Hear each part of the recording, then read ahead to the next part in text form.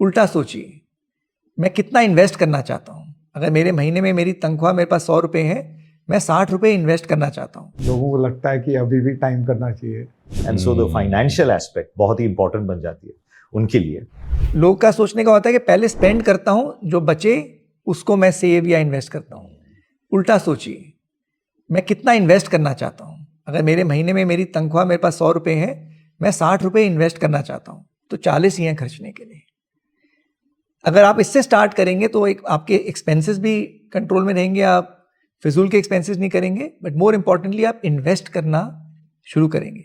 सो asset allocation रखिए और जल्दी शुरू करिए, इन्वेस्टमेंट गोल बनाइए और उसके बाद जो पैसा बचता है उसको स्पेंड करिए और लॉन्ग टर्म खेलिए, शॉर्ट टर्म मत सोचिए और इक्विटी में पैसा हमेशा रखिए। आजकल की जो जनरेशन है जो इन्वेस्ट कर रहे हैं, और स्पेशली पिछले जो 4-5 साल में जो इंडस्ट्री में इतने सारे जो न्यू इन्वेस्टर्स आए हैं, यंग इन्वेस्टर्स आए हैं, थैंक्स ऑल्सो कि फिनटेक है, कन्वीनियंस है, टेक्नोलॉजी है।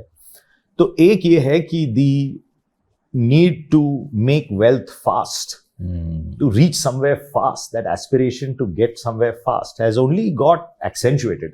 सिर्फ बड़ी है ये जो एस्पिरेशन है कि हम कुछ जल्दी से बना पाए। और यंग जनरेशन में यही है कि हम रिटायरमेंट के बारे में सोचते थे, लंबे करियर्स के बारे में सोचते थे, and I think this generation thinks very differently. I don't see anything wrong with it. ये है कि रिसर्च भी ये कहता है कि ये जो जनरेशन है, they will probably have more than 10 different careers in their life time.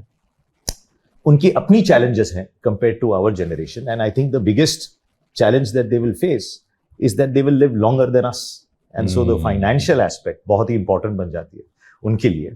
पिछले 4-5 सालों में शायद जो लोगों का बर्ताव था म्यूचुअल फंड इन्वेस्टमेंट के बारे में, वो काफ़ी बदल गया है। अभी म्यूचुअल फंड एक एक्सेप्टेबल प्रोडक्ट हो गया है, लोग सामने से चाहते हैं कि इसमें निवेश करें, बट जो कॉमन चीज़ें रही हैं, पहले भी थी, 10 साल पहले भी थी और आज भी है, जो मैं कह सकता हूँ कि behaviour wise timing the market, वो ज़्यादा बदला नहीं है। लोगों को लगता है कि अभी भी टाइम करना चाहिए। 10 रुपये का NAV सस्ता है, वो पहले भी लगता था, आज भी लगता है। तो थोड़ा बढ़ता हुआ है। कुछ लोग वहाँ से ऊपर उठ गए हैं, कुछ लोग थोड़े एजुकेटेड हो गए हैं फाइनेंशियल प्लानिंग के बारे में, तो उनके लिए बर्ताव दिखने में आता है। बट ज़्यादातर लोग हैं जो कॉमन हम लोग एग्जाम्पल्स देते थे, सिर्फ वो टाइम के हिसाब से एग्जाम्पल्स चेंज हो गए, बट अंडरलाइंग मैसेज जो है वो वही का वही रहा है। तो जैसे मैंने कहा, कुछ चीज़ें बदली हैं और कुछ चीज़ें वैसे की वैसे रही है। तो एजुकेशन जो है वो आई थिंक एक कंटिन्यूस एक्सरसाइज है हमारे इंडस्ट्री का। लेकिन ये ऐसा बिहेवियर आप मानते हैं? क्योंकि कई लोगों से जब बात करता हूँ, वो कहते हैं कि ये ग्रीड एंड फियर जो है ये कभी नहीं जाएगा इंसान में, और हर चीज़ एल्स में हम बहुत स्मार्ट हैं, भारतवासी कंज्यूमर्स हम बहुत स्मार्ट हैं।